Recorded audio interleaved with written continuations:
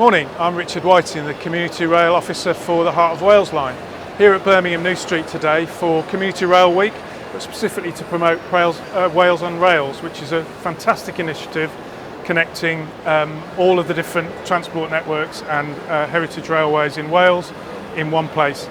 I'm really delighted to be here with the General Manager of Tylwyth Railway and also Vice Chair of Great Little Trains of Wales to talk more about the project and about what people can expect when they come to visit the railways in Wales. So Stuart, great to be here, great to see you. Thanks for remembering where I work. Could you tell me a little bit more about, as a prime mover and instigator of this project, I really appreciate the efforts you've put in and what you've done for us. Can you tell me a little bit more about what the project does and how we've got to where we are? Sure, I can't take all the credit really, but I'll take some of it. So yeah, it was a Great Trains of Wales project. We got funding from Visit Wales to prime this pump, and the whole concept was really to promote getting into Wales, and then once you're in Wales, how to get around Wales not using the car. So main line, T bus routes, and then the Heritage Rail sort of as part of the joining up thing. So it was really get people out of the car and just see how you can get around Wales, which is fairly rural, pretty dense down here and dense up here, and in the middle is this great swath of nothingness. So we just wanted to put it on a map and show you can do it. So that's really how it worked. And then as we took the project on a little bit further, we kind of twigged that you lot, the community rail partnerships, all needed the same thing really as a tourism promotion, and we could help you.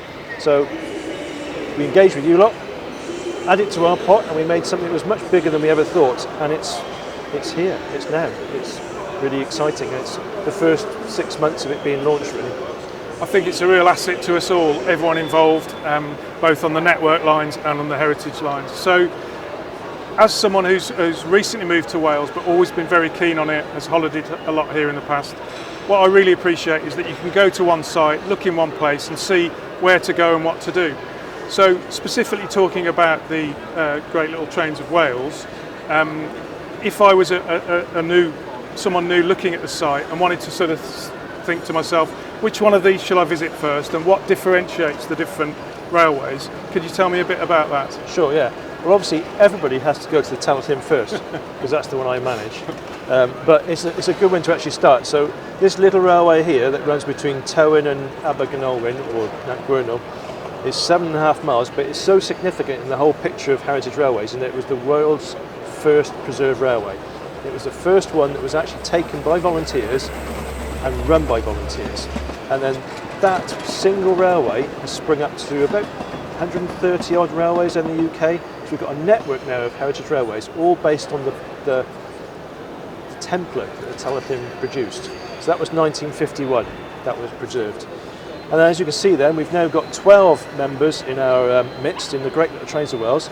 And they range from Fairbourne, which is a beach railway, little 15-inch, really great fun, through to the big boy, which is Festiniog and Welsh Highland, which is the biggest heritage railway in Europe, I believe.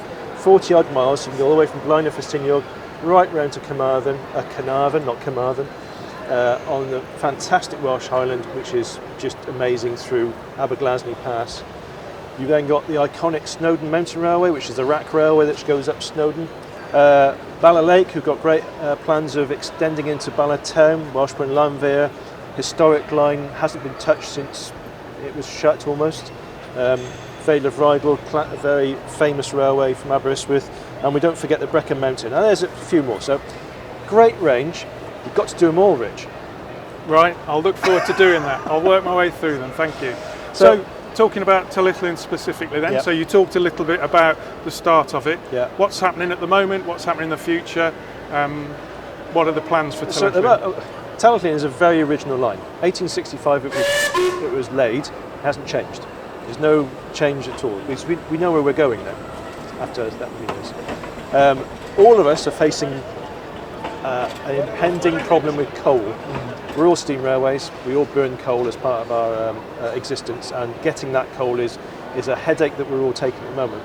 But looking forward, we're all seeing a resurgence of tourism in Wales, which is great. You know, people are coming back and experiencing some of the best beaches anywhere in the world, really, across Wales, and then getting to Snowdonia, which is beautiful. So I think we're all benefiting from that, and we're very excited to see this. The actual website, Wales on Rails, has itineraries and ideas of what you can do when you get to these places, and then we'll have suggestions of where to stay and where to eat and interesting facts about each sort of stops, and that's just for not just for the heritage railways, that's for the main lines as well. So this website gives loads and loads and loads of reasons to visit Wales. A couple of final questions for me then. I don't know whether you can answer these. So as someone, as I say, relatively new to railways certainly, I think it's interesting to hear this coverage of coal. There's a general trend across national media, certainly historically, that coal is bad and that it's kind of a source of energy that we need to move on from. But it's interesting to see that, you know, there is still a place for it and that it's very necessary to what you do, for instance. And I guess, so is there anything that people watching might be able to do to help with that? Or do you want to talk about what options you're looking at in terms of sources for the future? And then the other question, I guess, is how are visitor numbers at the moment? How are passenger numbers? It's a nice big question.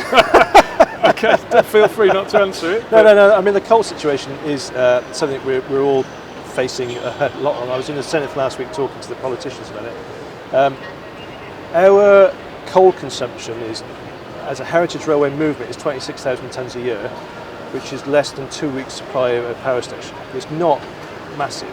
There's more emissions from burning charcoal in barbecues than there is from heritage railway. So we've got to put it in context. But I think as an industry, we're very aware that we burn the black stuff for fun. As such, we have to do it.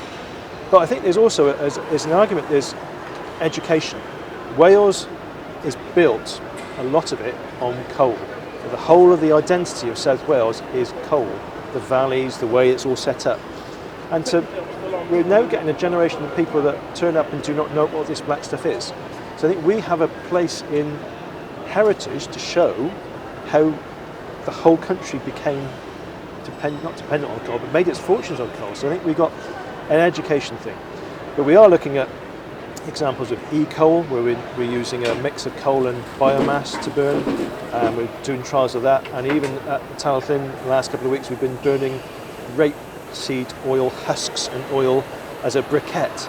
So we're looking at a lot of options that we can use, because the supply has been decimated by the Russian invasion of Ukraine and the closure of the last mine in Merthyr Tydfil. So it's a perfect storm for us. Yeah. Visitor numbers. We obviously had a bounce back last year, a huge amount of visitor numbers, and it's been sustained, not quite so many, but we're seeing a real better spend per head almost. So people are really wanting the full experience and the cream teas and all these things, and really making a day out of it. So it's a really good start to this year. Whether the cost of living crisis will hit us or not, we're sort of making provisions, but we like to think we're a good day out. We're value for money. Absolutely. We give a discount if you arrive by train, so we promote coming by train because we're only 200 yards from the main line station in Towyn, and a lot of the railways do promote that as well. So we very much want to promote the whole sustainable. Come by train or bus, we don't mind. I think what you've done by being proactive and creating something like this is really acted on the potential dangers of what might be happening with passenger numbers. But this is a real asset to that. It creates opportunities, it creates a vision for people to come and do things in Wales that involve these rail lines. So thank you, Stuart, for all your work. Pleasure. And we'll close there.